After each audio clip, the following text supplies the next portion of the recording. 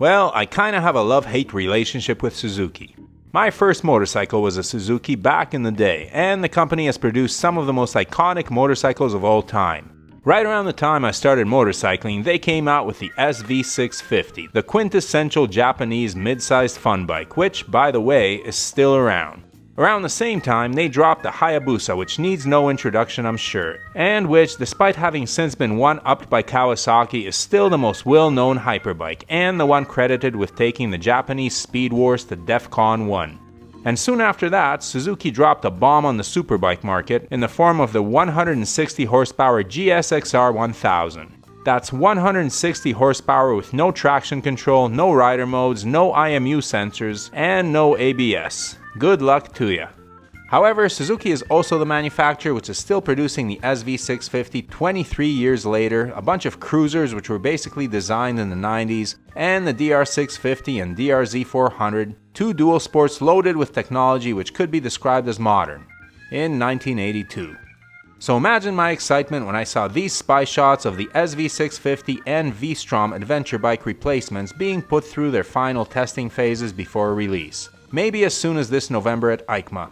Want to know more? Stay tuned, and if you find this content valuable, please support the channel by subscribing, liking the video, and sharing it with someone who might be interested.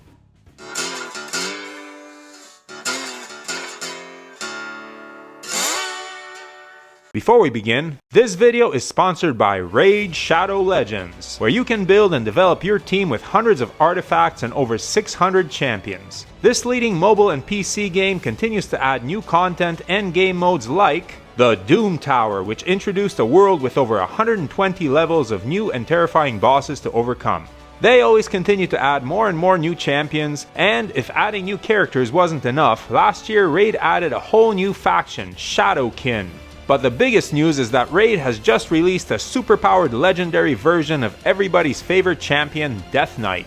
And the best part is you get him for free, just by logging in and playing for 7 days between now and October 27th. You can also use the DK Rises promo code and receive free items to instantly raise your new strongest champion to level 50 5-star Ascension. And if you haven't started playing Raid yet, click my link in the description or scan my QR code here on the screen and you'll get $30 worth of bonuses like free Epic Champion TRL and a bunch of rewards. They will be waiting for you here. The Suzuki SV650 came out in 1999, and the V-Strom 650 adventure bike, which was based on the same engine, made an appearance in 2004. Both have been on the market ever since and been updated several times, but both are largely still very similar to the originals.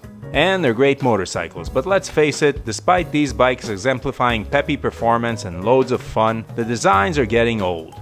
The Yamaha MT-07 showed the world that you could get just as much power and just as soulful a sound out of a parallel twin if you offset the crank 270 degrees. And you could do it in a more compact, lighter, and cheaper to produce package. A P-twin is shorter than a V-twin, and because of a shared cylinder wall and head, it's lighter and cheaper to manufacture. It can also be fitted with a simpler and lighter exhaust system. The bike it powers can be shorter for greater nimbleness and have a longer swing arm for better compliance off-road. Finally, the engine can be tilted forward and put lower in the frame for a lower center of gravity. Yamaha, Honda, Kawasaki, Aprilia, KTM, and BMW make extensive use of the parallel twin in their mid-sized bikes, and it seems that Suzuki has finally jumped on board. This bike has been in the making for years, as Suzuki has been experimenting with parallel twins since 2013 when they produced a 588cc turbo concept, the Recursion, and followed that up with a 700cc turbo concept engine called the XE7. More recently, Suzuki filed patent drawings for what was obviously going to be a Roadster SV650 replacement. And gasp, this bike had a parallel twin. I produced a video on the subject and mused on the rise of the P-twin at the time, link in the top right corner. More recently, the taller ADV bike patents came out with further details. The airbox will be located under the seat, which means that the tank location will be conventional and the center of gravity fairly high, just like the Tenere 700. The frames of the Roadster and ADV will be shaped differently, with the taller bike showcasing curved top rails. Other than that, the drawings of both bikes look fairly conventional with no revolutionary changes.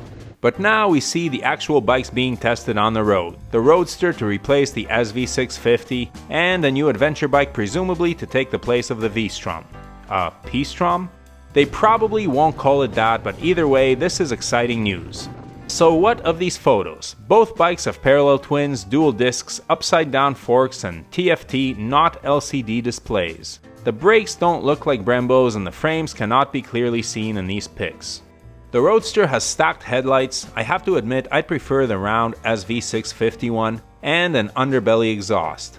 The ADV bike looks more polished and production ready and seems to be stepping away from the round styling of the current V-Strom 650 and angling towards the sharper lines of the V-Strom 1050. And yes, the beak is still there.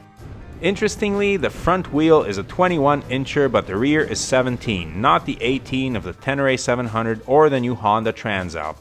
Could this be an admission that this bike is more pavement than dirt oriented? Unclear. What is clear is that Suzuki is aiming to build those two bikes to a price point and therefore skipping frills like iPad dashes and Brembo brakes. That makes me suspect that we should not be expecting 6-axis IMUs and lean-sensitive anything on these motorcycles. Rider modes may or may not be forthcoming, we'll see. Obviously, the targets here are Yamaha's MT-07 and Tenere 700, which I own by the way. Check out my playlist on this bike in the top right corner. And neither of these bikes are likely to have any fancy stuff, just plain old ABS. Suzuki has always marketed itself as a value brand, and I'm a fan of that philosophy. Just give me a good chassis, engine, and suspension, and dispense with the whiz-bang spaceship electronics. That's why I own a Tenere. I think it's a good strategy as the MT-07 and T7 are top sellers in their respective niches without any of that stuff, and people generally don't buy Suzukis for the latest tech, but rather for their kick-ass engines and good value. Speaking of the engine, not a lot is known. I originally suspected it to be a 700 to fight the Yamahas, but cover just broke on the upcoming Honda Transalp and that looks to be 755cc. If Suzuki is going to play catch-up, why not make the motor significantly larger than the competition like Honda did? P-Strom 800 anyone? Dubious speculation at best. I have no idea when these bikes will be introduced, but most of the industry looks to introduce its new models at the EICMA Motorcycle Show in November and start shipping the bikes to dealers in the spring. Out of the two, the adventure bike looks pretty showroom ready, so it's possible that it may be the first one out. I have to say, it's good times for adventure riders these days as we're getting a new Honda, Suzuki, and a Royal Enfield liquid-cooled 450cc single which I reported on back in January. We certainly have plenty of choices these days and I'm glad. Competition drives innovation and keeps prices competitive. What's your opinion about the P-Strom and SP650? Are you a Suzuki fan? Interested? Please share your thoughts in the comments and ride safe. If you're interested in any of the gear that Brooke and I wear or use, or the camera equipment we use to film this channel, the links are below. Everything listed there was bought with our own money and we are not sponsored by any company. However, the links below are affiliate links and the channel is paid a small amount for referring you to shop at no additional cost to you. We do not recommend any products that we are not satisfied with ourselves, but we do strongly urge you to do your research and select the correct size for items like helmets and clothing. As always, thanks for watching, your support is greatly appreciated.